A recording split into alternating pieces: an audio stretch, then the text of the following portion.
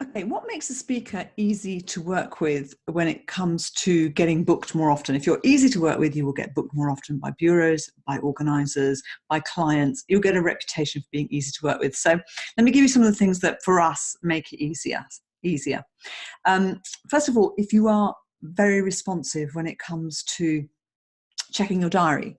So if you're going to take 2 days to come back to me with regards to availability, you're actually off the shortlist straight away. You've just eliminated yourself. And you'll be surprised, some speakers are like that. You contact them for availability and it goes into a black hole.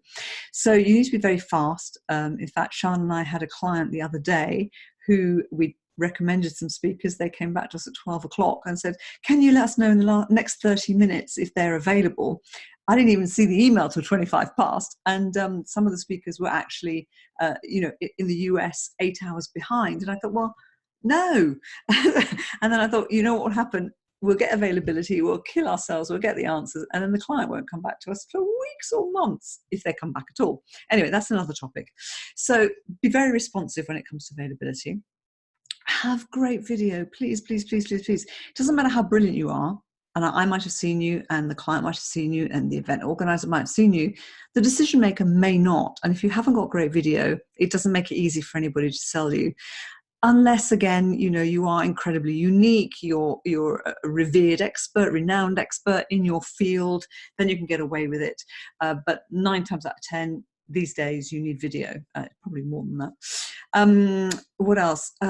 Make it really easy for me to talk about you. The speakers that are easiest for me to talk about, where I can tell a story about them, because people love stories, people remember stories, people can take a story and explain it to the next person on, because often the person you're talking to is not the decision maker. Let me give you an example of a lovely story that I can talk about. So you will have probably heard the podcast, and if you haven't, please go and check it out, with a guy called Kirk Kinnell. He's actually, I use his name instead of a certain swear phrase. Anyway, Kirk Kinnell is a hostage negotiator.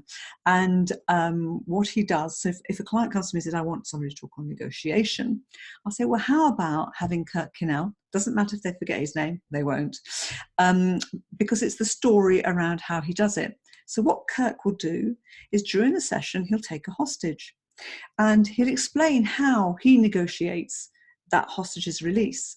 And then during that session, each participant, each group of participants, each table will negotiate the release of that hostage, and he will act as the hostage taker.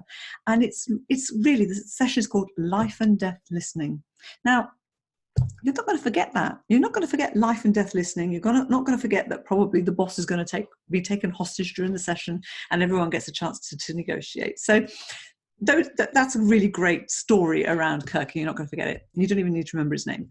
So what have I said? Let's see if I remember what I've said. So to be easy to work with, please be very responsive, have good video, have a story around you, be prepared to do a pre-booking call.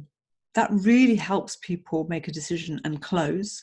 And also be a bit flexible. If a client wants to add a little bit extra or wants to do something else, be flexible to a certain extent. I mean, obviously don't go crazy, but speakers that are easy to work with in that respect, if a client says, would you just stay an extra 10 minutes and, present an award, or if it's not a big deal.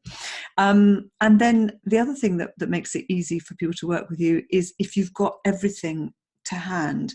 The things I find really awkward are when I work with a speaker for the first time and they don't have a written introduction, they don't have their technical details written out, they don't have high-res photos. Guys, why haven't you got high-res photos? That drives me nuts. Anyway, listen, I could go on and on about what you need to do to be easy to work with, but these things, if you can get those things done first of all, that's really helpful. Okay.